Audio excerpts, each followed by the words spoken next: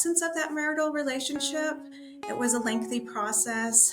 So during that time, it was just a lot of support from me and guidance as far as encouragement, mainly encouragement of we'll get there. But this experience definitely reinforced the importance of protecting assets for unmarried couples who live together. My name is Kevin McIntosh, and this is The Closing Table, where we talk to experts about their experience in real estate all across the country. Let's go.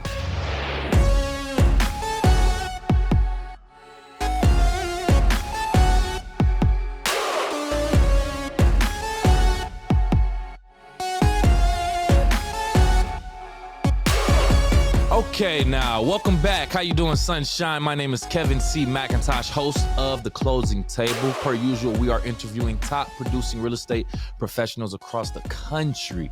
And today we have the pleasure of speaking with Ms. Carla Castillo. How you doing, Carla? I am doing well. How are you? I'm doing good, too. Thank you for asking. Thank you for being here. You know, I know you could be out there taking care of business, closing deals, but you're here, so thank you. Oh, no, thank you. Yeah. So we are here to talk about the business and talk about where you do your business, but I like to have some fun first. I got a game called Fill in the Blank for you, Carla. A couple sentences. They are not complete. I didn't know what to put to complete these sentences, so I need you to help me out and fill in the blank with information that makes it make sense. Are you ready? I am. All right, cool. Let's do this. First one. I don't know why people think real estate is blank. Easy. Yeah, I've heard that a few times. In 10 years, the real estate industry will be blank. Oh, it's always growing and changing. Makes sense. If you can blank, you can maintain a home. Um, Dream. Okay, interesting one. Last. Blank is how you add value to your home. Definitely updating. Nice. All wonderful answers. I would agree with those also. No wrong answers, by the way. You could have said banana and I would agree with you. But thank you, Carla, for starting that off. So now I want to get into who you are. All right. I like to take this time to separate the person from the profession. So if you can, 60 seconds or less, tell us who you are outside of real estate. No problem. Well, I am a Colorado native. I grew up in Lakewood. I also am a parent of four amazing kids. They are Beautiful. 21, 17, 12, and 4. So I might be crazy. They keep me busy and they bring me a lot of joy. I also have a fur baby. His name's Obi-Wan. He's my Oh, blue nose nice. pit bull. Oh, Um, nice. yeah, and when not busy with the family, I'm definitely in the kitchen baking custom cookies. And Okay. also, I'm fortunate enough to live in Colorado, so the mountains are pretty much in the backyard. So spending time in nature, hiking, or simply just going and looking at the views is definitely wonderful. But overall, my favorite is spending time with the kids. I bet. Yeah, I've been I've been hiking in the mountains once. This was on the East Coast. So yeah, that was an experience. I will Oh, say I that was my bet. first time too. So I know you have to be in shape. You have to have some type of some type of breath and stamina to do that. But nonetheless, it was definitely an experience. So to be in that area, I bet it's definitely interesting if you like to be outside. Since we Oh, most already since we talked about where you are a little bit in Colorado, let's dig into that further. If you can take this time to pretty much explain or describe your location, the market that you serve geographically, definitely. and then get into some of the details with what's going on with the real estate there. Oh, sure. So the area that I serve is definitely the Denver metro area, and more often than not, my clients are more north of that, so Thornton, Westminster, Broomfield, etc. Mm-hmm. Um, but at the moment, I think Denver is still celebrating the win of the Nuggets of the championship. So She had to that's throw that been, out there. yes, I did. And then the other big talk around Denver is Casa Bonita. They were purchased by South Park creators, That's a and they real finally, place? yes, they finally opened. We've been waiting for them to open. Um, Yes, we What? were so excited when they purchased it. So we still have our Casa Bonita. The food was horrible. We heard it's amazing now. And You have to actually be part of their email group to receive a ticket to even make a reservation. That's how busy they are. So I cannot wait Wow. to get my reservation and go visit there. So that's a lot of fun. Yeah. Wow. And I then can't believe that. That's a real place. Okay, I'm sorry. Go ahead. I was it just is. You'll have to look it up. It's really fun. Yeah. And then of course we have the Rocky Mountains, Red Rocks, other attractions like Coors mm, Field, the zoos, the botanic gardens. So mm. lots of different things to explore here. As far as the market, the in Denver right now, the average price is 660,000, Whew. and our average days on market are about 8 days, which is good. And so we have around 5 weeks of inventory. So we are definitely seeing a solid market here, especially even with the way rates are. Wow. Okay, that's a lot to unpack, Carla. First and Yes, foremost, let me take it back. Casa Bonita. Is it Casa Bonito? Bonita? Am I Casa saying that right? Bonita. Hmm. Yeah, I saw the episode of South Park with them going there. I didn't know it was a real place. That is so crazy to me. So it had some original owners, and now you say the owners of South Park bought it? Yes, so South Park, That's yeah, they wild. bought it. Yeah, so that was super exciting. That's wild. First of all, let me just tell you how happy I am that you went into those type of details describing your market geographically. That's the type of answer that I like. Describing what's unique about that market, what type of restaurants, attractions, things like that. That makes me want to come to Denver. Like Oh, good, you the way should. you just described it makes me want to come to Denver. But those Mhm. housing prices though, that's what we're getting into. That was a little bit crazy. First and foremost, 600,000, 8 days on the market. You said that was good. From whose perspective are you speaking on? The sellers, definitely. I Although would assume. I do have a listing in the high fives that has been on the market for 4 weeks. So it's Mm. just definitely a hit or miss there. Got you, got you. Hmm. Yeah, wow. Yeah, a lot going on in Denver. A lot going on Hmm. in Denver. I gotta make that one of my trips to come visit for sure, for sure. Oh, Uh, you do. yeah. So let's talk about you right now. In the moment you decided to become a real estate agent, do you remember that exact time where it clicked in your head, said, I want to do this. This is where I should be. You know, it was definitely a long process. I started my journey in real estate when I was 19. I accepted an administrative job at actually Coldwell Banker years Mm, ago. That was back when we had the MLS books and we faxed our offers back and forth or hand delivered them. So it was quite a long time ago. yeah. But I am an introvert, so I never imagined myself as a realtor. However, I realized that being a real estate agent is more about just selling houses. It's forming deep connections with your clients. That realization sparked an interest, and 8 years ago, I made the decision to pursue my license. So for me, the importance of being a real estate agent lies in the opportunity to help people, and it's definitely an honor to be part of such a significant milestone in people's Mhm. lives, whether helping them find their dream home or even just assisting them with selling their properties. Right. It's definitely a dynamic field that allows me definitely to have that passion of helping others, but also building relationships and helping people. So that is Mm. how I became upon it. That sounds. You said since 19 you've been at least in that industry. So that almost sounds like it was one of your first jobs. Is that correct?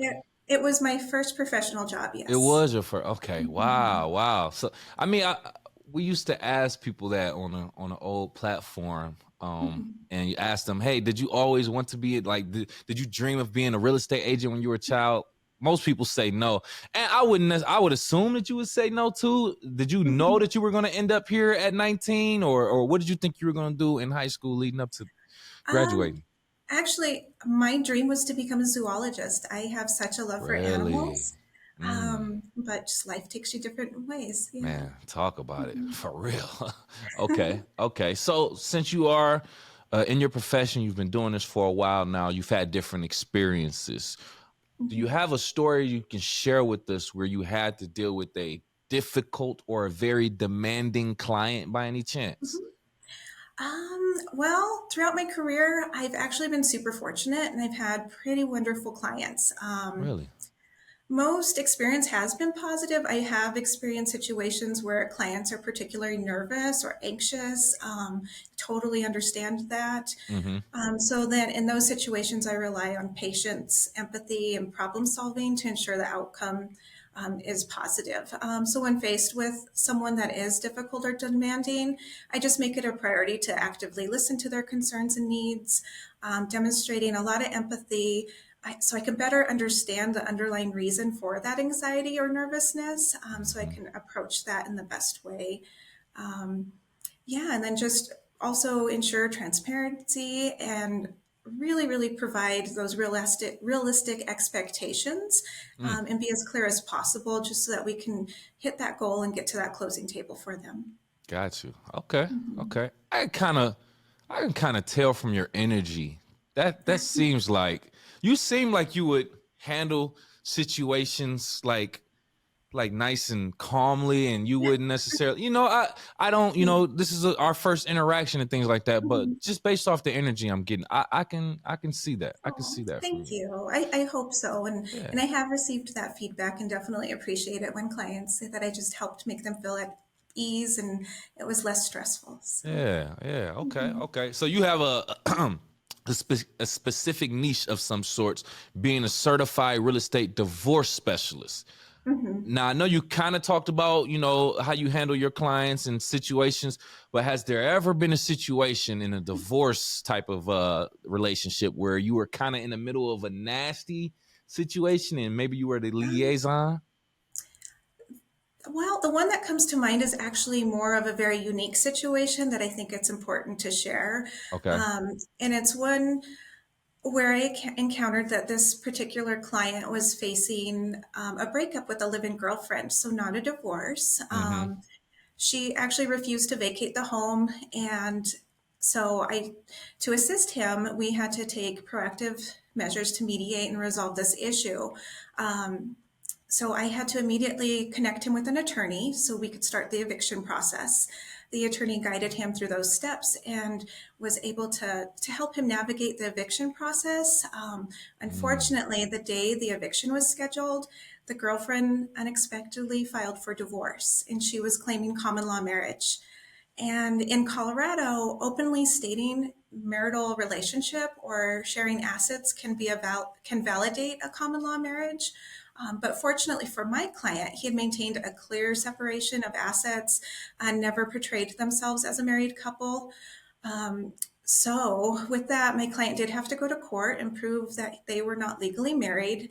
This required presenting evidence and testimony to establish the absence of that marital relationship.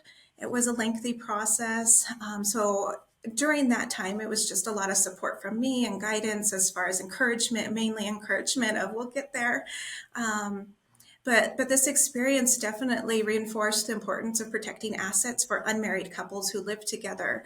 I definitely encourage everyone that is thinking of moving in with a boyfriend or girlfriend for them to consider the legal safeguards of their mm, property by having clear agreements, separate the finances, and documentation that establishes that there is a non-marital status, and it will better protect their assets and right. minimize the potential for complications such as in this case. Whoa. Yeah, That it's was a definitely not lot. an ordinary one. Whoa. Okay. So we just took a different path down here on the closing table today talking about that. So I gotta admit, I was kind of confused when you went through that story because you mentioned girlfriend, boyfriend, but then you said she filed for divorce. Hmm. So that's where I was a bit confused. Now I get the would you say common marriage or common Common law law? marriage. Okay, Hmm. I get that, but how can she file for divorce if they're not legally married? That's I don't get Just that. in Colorado, you could meet someone, and if the next day you present yourself and say, "This is my husband or wife," that's a common law marriage. So if she was able to have proved that they were common law married, she would have received half of that property. Oh, Hmm. oh, oh, Yes, and he purchased it prior to meeting her. oh, Yes. dog. Oh, Yeah, okay. Let I me felt keep so bad for him. Yeah, let me keep my personal thoughts to myself. That's wild. It Whoa, is. okay. Yeah, I imagine Mhm. you've been in some situations with that one. So, All right. Mhm. Are there any situations you're taking care of a client and maybe it took you a little bit longer to sell a client's home than you expected? Like, you're meeting a client, they say they want to get it home, so you say, I think we can get this done in 2 weeks, but some factors happen and it takes you a little bit longer. What can you speak on that, if anything? Yeah, and that situation typically arises when a client insists on overpricing their home. I've had a couple clients that had a strong attachment to their property Mm-hmm. with certain expectations regarding that value, despite my analysis, the market research, and suggesting the different price range. They were insistent in setting the higher list price. I was very hesitant even to take the listing at that point just because I know the end result. Right. So that with this factor, it definitely increased the timeline of the overpricing, which then in the end caused us to drop the price. And I think realistically, if we would have went with the price originally more competitive with the market, it would have sold at a higher price than what they ended up selling at. They probably would have more than likely went over asking, It would have, essentially. yes, because Yeah. all the properties that we list, even slightly below market value, definitely get so much more attention and then multiple offers above list price. Mm. So that seems like a situation. Uh, it clearly wasn't nothing in your control necessarily, Mhm. but has there ever been a situation where a closing date was pushed back due to something that you did or a lack of your action or your personal clients? Has that ever happened? Fortunately, I have not personally experienced that situation. I think the Mm-hmm. closest would be a situation where at closing day we did have to push back a few hours, which a few hours was probably like 5 hours. That's not bad. um, Yeah, and in that particular scenario, the seller, he was moving out of state and he was at his closing for his purchase. So we needed his sale here in Colorado to close so we could fund his purchase. And the delay was actually a result of the buyer's lender. So definitely outside of my control. Mm-hmm. Was unexpected, and so now I'm definitely super proactive with communication and making sure all those deadlines are met, even on the lender's side. And it definitely just stresses to me the importance of everyone doing their research and picking the best lender for them, but also with the best realtor. Either person, we all work together as a team, All right. but one not doing their part could definitely affect the outcome of that transaction. Okay. Okay. This just randomly came to my head. Are there any programs that you're aware of, either in Denver, Colorado, that kind of assist home buyers and sellers with maybe closing costs, down payments, or anything? I know in Michigan we have certain programs like that. Anything like that you're aware of? Yes, we definitely do. And I work with the down payment assistance programs quite often. Mm-hmm. We are very lucky. They do cover most of that down payment. Depending on the financial situation of that client, I am able to get concessions from the seller to cover the remainder. So I've had Mm, situations where my buyer has left closing with a check for the difference of their earnest money minus $1,000 because that program required $1,000 out of their pocket. right. So, Mm. mhm. So that leads me to this follow-up question. I guess I should have asked a few different agents now that I'm thinking about it. Is that something that you pitch to your clients that are looking to buy? Like, do you automatically, hey, by the way, there's these programs, or is that only a case by case situation where they say, hey, we're also looking for assistance? I think it's a case by case Hmm. because it does have a slightly higher interest rate. So it is in their best interest if they're able to come with that down payment. It is long term better for them. And Gotcha. I always want to make sure they've weighed all their options and that they're in the best program for them so that their future is positive. Okay. Okay. Okay. I can understand that. Once you close on a mortgage with one of your clients, it's a big party time now, right? Most agents give their clients gifts. Not, you don't have to, but I've seen agents give Louis Vuitton bags out, washers and dryers, Is Mhm. there are there any elaborate gifts that you've ever given a client after closing, or you've seen an agent give a client? Um, which giving the closing gift is one of my favorite parts of the transaction. Hmm. So what I personally love to do is I tailor those closing gifts to each client's unique circumstances and preferences, and to be more meaningful and personalized. An example is I had handled an estate sale, and the kids, it was their childhood home. And so as part of their gift, I gave them a framed photo of the home with a beautiful quote as a reminder of the cherished memories they had there, with their family. And alongside that, of course, a gift certificate to a restaurant so that they could go celebrate this new chapter and just reminisce over the memories of the home. Mm. um, Otherwise, not anything super elaborate. Sometimes the gift comes within the transaction. I've had a property where, to be able to get past the appraisal, we needed grading on the exterior of the house. So Ah. the buyer and I halved that, and we put in that grading, which it can be quite pricey, and in that instance, it was. Okay then. Yeah, you're like, hey, you know what? As a gift for closing on this house, here's this house. Yes. Oh my god. Yeah. The client's like, thank you. I technically paid for this. Being that it's considered a seller's market right now, I think we can say that's the consensus across the country. You're receiving multiple offers for a listing in a lot of cases. I don't think there's any case right now where you're not getting multiple offers. So if you're getting multiple offers on a property, can you explain how competitive some agents have gotten in order to get their offer accepted? Okay, yes. When multiple offers are received, they are definitely competitive. Mm-hmm.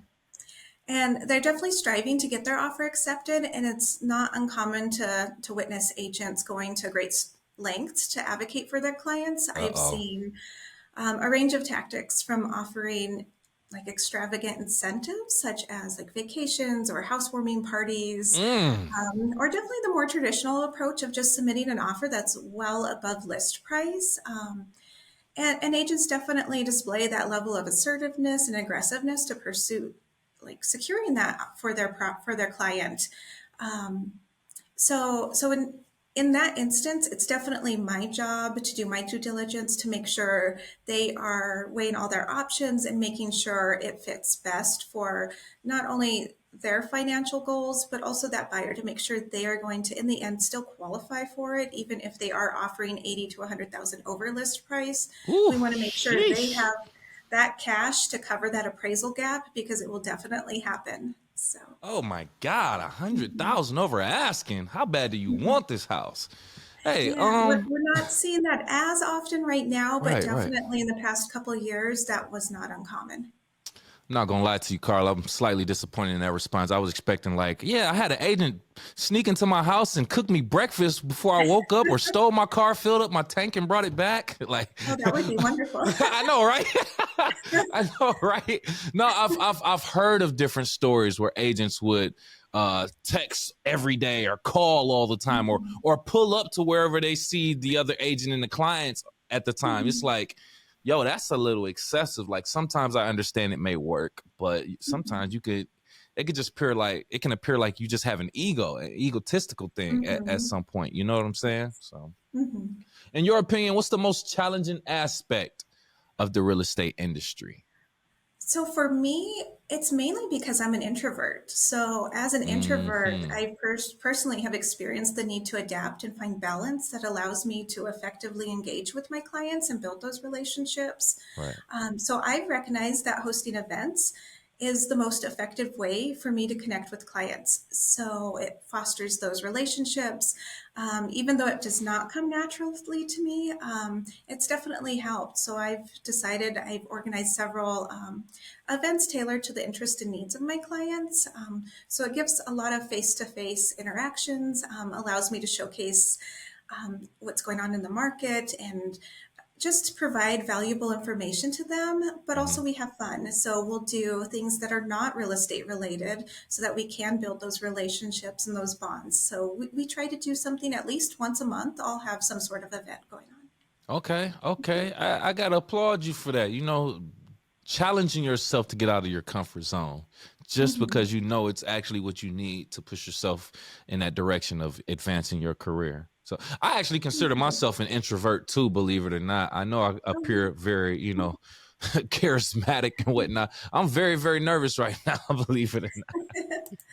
But it's well, all I good. would have But thank never you. guessed. Well, thank you so much, Carla, pulling up a chair to the closing table, talking deals, and sharing your knowledge with us. We definitely appreciate that. At this moment, if you have any last words and or want to tell the people how they can reach out to you, please do so now. Oh, well, thank you. I definitely appreciate you for having me. It's definitely an honor. And I'm easy to find on social media. They just have to Google my name. So, There it is. There it is. Thank you so much for being here again. For our YouTube audience watching right now, if you've gotten to this point in the video, here's an opportunity for you to make us both happy and hit that like button, please. And thank you. Make sure you also subscribe to the channel and share the content. And if you are listening on Apple, Spotify, or any other podcast platforms, please do the same. Give us a like, a 5-star rating, and subscribe for our latest content. And Carla, I like to leave our audience with a question. That way they can think on their way out the door. So this is for you, audience. Have you ever had a real estate agent that you had to fire in the middle of a transaction? If so, why did you have to do that? Don't tell us now. Leave it in the comments below. Besides that, we'll talk to you next time.